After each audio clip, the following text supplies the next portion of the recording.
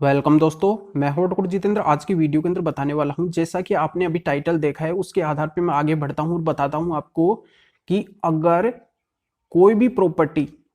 किसी के नाम से अगर खरीदी गई है, चाहे उसमें पैसे किसी के भी क्यों ना लगे हो। तो यहाँ पे बात हो रही है कि अगर हस्बैंड के उसमें पैसे लगे हैं और वाइफ के नाम से अगर वो प्रॉपर्टी खरीदी गई है, तो यहाँ पे ये मायने नहीं रखता है कि उसमें पैसे किसके लगे हैं। अगर जिसके नाम से प्रॉपर्टी खरीदी गई है, यहाँ पे वाइफ के नाम से अगर प्रॉपर्टी खरीदी गई है, तो प्रॉपर्टी उस वाइफ की ही मानी जाएगी। बेशक यहाँ पे हस्बैंड ने चाहे पैसे लगाए हो उस प्रॉपर्टी के अंदर, पर वो प्रॉपर्टी उस हस्बैंड की नहीं मानी जाएगी, वो वाइफ की ही मानी जाएगी।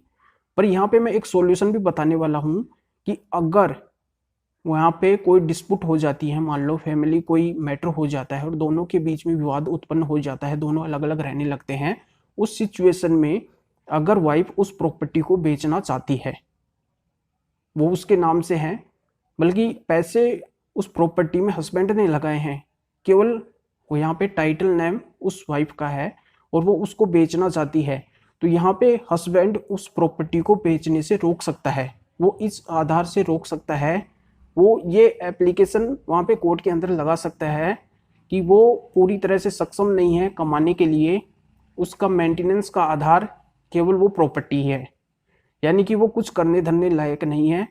और यहाँ पे वो कमाने लायक नहीं रहा है, यानी कि उसकी क्षमता नहीं है कि वो कमा सके। जो भी उसकी जो जीवन यापन है वो उस प्रॉपर्टी से ही हो रहा है, तो बिल्कुल वो मेंटेनेंस के लिए दावा कर सकता है। हिंदू मैरिज एक्ट के सेक्शन 24 के अंतर्गत वो दावा कर सकता है कि ये जो प्रॉपर्टी है इससे मेरा जीवन यापन हो रहा है। तो यहाँ पे वाइफ के द्वारा ये प्रॉपर्टी नहीं बेची जाए, और यानी कि वो कुछ करने धरने लायक नहीं है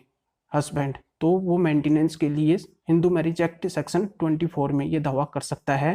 कि इस प्रॉपर्टी से ही मेरा गुजारा हो रहा है। तो इस आधार से अगर वो दावा कर देता है कि वो कुछ करने धरने लायक नहीं है, यानी कि वो कुछ कमाता नहीं है, उसकी क्षमता नहीं है कमाने की, तो बिल्कुल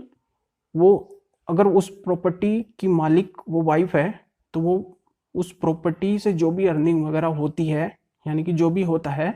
वो उसकी अर्निंग के आधार पे जो भी गुजारा भत्ता बनता है वो हस्बैंड को देगी और वो उस प्रॉपर्टी को नहीं बेच सकती है। तो इस तरीके से वो हस्बैंड उस प्रॉपर्टी को बेचने से रोक सकता है। तो ये पूरी जानकारी आपके समझ में आ गई होगी, तो इस वीडियो को लाइक करके ज़्यादा से ज़्यादा इस वीडियो को शेयर कर दीजिए, जो और लोगों को भी इस जानकारी का पता चल सके। और अभी भी आपने हमारे इस चैनल को सब्सक्राइब नहीं किया तो सब्सक्राइब भी कीजिए, बेल आइकन भी दबाइए। और अभी भी आपके कुछ भी बात समझ में नहीं आई है और अगर कोई भी लीगल प्रॉब्लम है, तो इस वीडियो के डिस्क्रिप्शन में नंबर भी दिए गए हैं, अपॉइंटमेंट लेके हम मुझसे बात भी कर सकते हैं। तो फिर आगे मिलेंगे आपसे नए वीडियो नए टॉपिक के साथ में। आप सभी का बहुत बहुत धन्यवाद।